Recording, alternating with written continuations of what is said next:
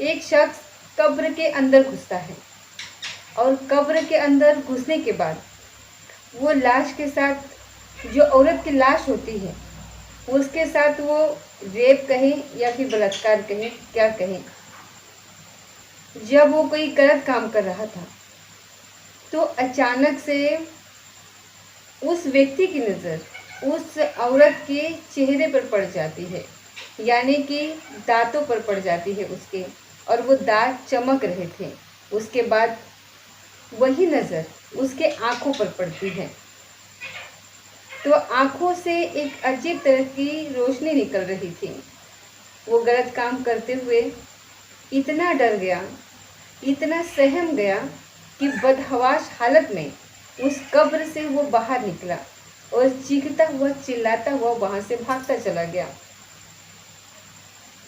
उसके बाद लोगों ने उसको पकड़ा और प्यार से उससे बात पूछी। तब उसने कब्र के अंदर का हाल बताया। कहते हैं कि कब्र के अंदर का हाल सिर्फ मुर्दा ही बता सकता है, लेकिन यहाँ एक जिंदा इंसान एक कब्र के अंदर का हाल बता रहा था, तो किसी की भी यहाँ रूह कांप जाती है। नमस्कार, स्वागत है आपका हमारे चैनल पर। आज की जो सच्ची घटना मैं आपको सुनाने जा रही हूँ, ये सच्ची घटना है। इसको सुनाने का मेरा बिल्कुल भी इरादा नहीं था। कई लोगों के मेरे पास मेल आए, उन्होंने रिक्वेस्ट की कि इस कहानी को बताइए।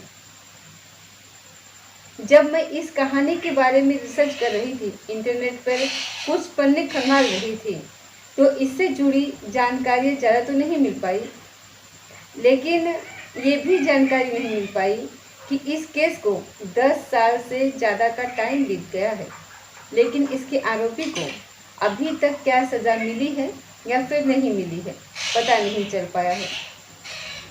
तो इस खबर के बारे में विस्तार से बात करते हैं कि मामला है ये पाकिस्तान की एक जगह है सरगोला का रहने वाला 27 साल का रियाज एक काम के तलाश में कराची शहर में चला जाता है।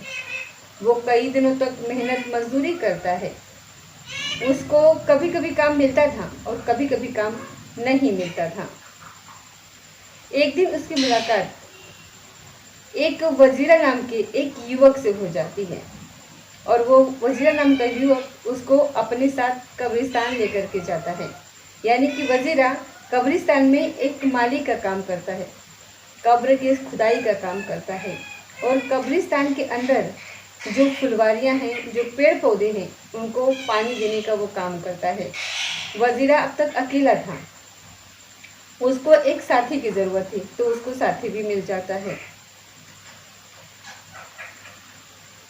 और वो कई सालों तक दोनों अब साथ रहते हैं। एक दिन रियाज की वजीरा पर नज़र पड़ती है। वो कब्र के जो सैफ होते हैं उनको हटा करके पैरों की तरफ से वो अंदर घुसता है और करीब आधा या पौने घंटे के बाद उस कब्र से बाहर निकलता है। ऐसा उसने एक बार नहीं किया बल्कि कई बार किया। आखिरकार रियाज के अंदर कई सवाल जाग रहे थे, कई सवाल उसके जहन में गोद रहे थे। उसने पूछे लिया कि आखिर तुम कब्र के अंदर क्या करने जाते हो।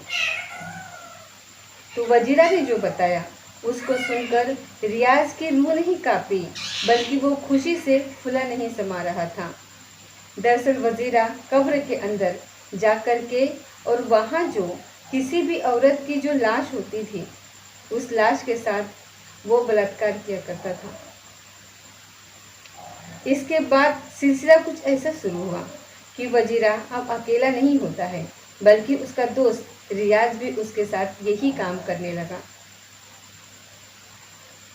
जब रियाज पकड़ा जाता है, पुलिस के पास होता है, तो वो कहता है कि वजीरा के साथ लगभग उसने 48 औरतों के साथ ये गलत काम किया है, ये दरिंदगी की है और ये अपनी हवस पूरी करी है।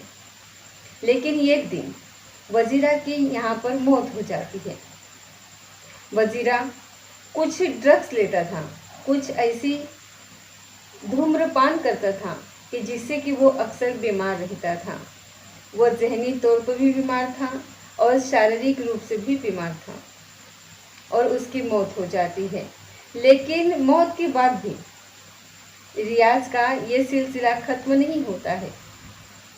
वो पुलिस कस्टडी में खुद स्वीकार करता है, एक्सेप्ट करता है कि उसने उसके मरने के बाद भी कई औरतों के साथ, कई लड़कियों के साथ, जो उनकी डेड बॉडी थी, जो उनकी लाश थी, उनसे हवस मिटाया करता था, बलात्कार किया करता था।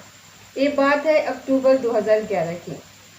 रियाज ने एक कब्र का स्लैब हटा करके पैरों तरफ से वो कब्र में एंट्री करता है और उसके अंदर जा करके अंदर जाने के बाद उस लाश के साथ वो गलत काम कर ही रहा था कि उस लाश के दांतों से एक रोशनी निकलती है, उसके फिर आंखों से रोशनी निकलती है और उस रोशनी से वो इतना घबरा गया, इतना परेशान हो गया कि वहाँ से वो भाग रहा था। उसकी चीख पुकार सुन करके वहाँ आसपास के लोग इकट्ठा हो गए और लोगों ने जब सच्चाई हकीकत जानी तो उस पर टूट पड़े। बात ही कुछ ऐसी थी कि किसी को भी इतना गुस्सा आ जाएगा कि उसकी जान लेने पर उतारू हो जाएगा।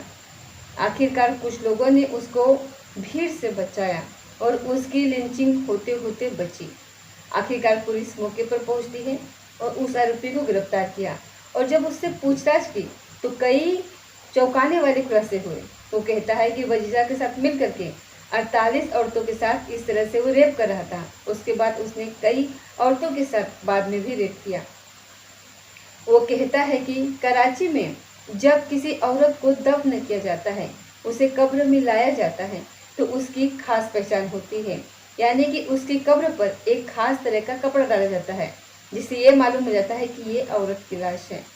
और जब जब औरत की लाश आती थी तब तब वो बहुत ज़्यादा खुश होते थे।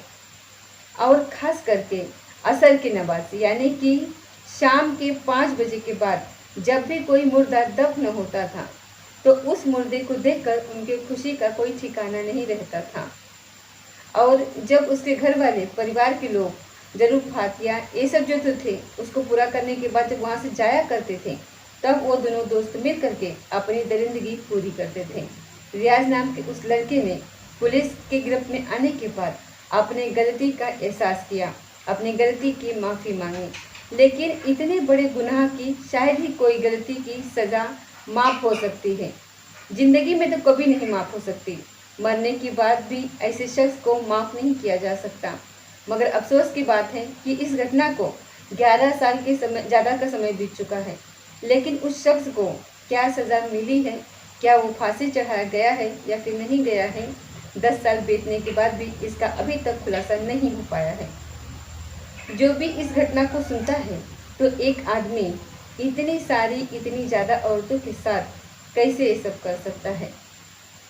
पुलिस की जांच में जब उसने क्राइम पीरियड खोला तो उसने तब से लेकर के जब तक ये कब्रिस्तान में नौकरी करी थी और इस दरमियान उसने इतनी औरतों के साथ ये गलत काम किया था। तो उस दौर में, उन दिनों जितनी भी महिलाएं, जितनी भी लड़कियां दफन हुई थी, उनके परिवार वालों की रूह कांप उठी थी। पुलिस इन्वेस्टिगेशन में उस आरोपी को, उस युवक को कब्रिस्तान लाया गया और बारी बारी से ये पूछा गया कि किस कब्र के अंदर घुस करके तुमने ये गलत काम किया। जैसे ही वो बताता था सुनने वालों की रूह कांप जाती थी और जिनकी परिवार की लोगों की वो कब्रें थी, महिलाओं की, लड़कियों की जो कब्र थी, खासकर उनकी रूह तो कांप जाती थी। वो आज भी लोग सहम जाते हैं ये बात सुनकर के। इस सच्ची घटना को सुनाने का मकसद किसी को परेशान करना नहीं है, किसी को तकलीफ देना नहीं है, बल्कि सचेत करना है किसी भी इस तरीके की घटना फिर से ना हो। हालांकि हिंदुस्तान में अभी तक ऐसे किसी भी घटना के बारे में सुनने को नहीं मिला है, लेकिन पाकिस्तान में शायद ये आम बात हो सकती है। आप सतर्क रहे, सचेत रहे, अपना ख्याल रखें, अपने परिवार का ख्याल रखें। तो ये थी आज की सच्ची घटना। मिलते हैं अगले किसी सच्ची घटना के साथ, तब तक जय हिंद।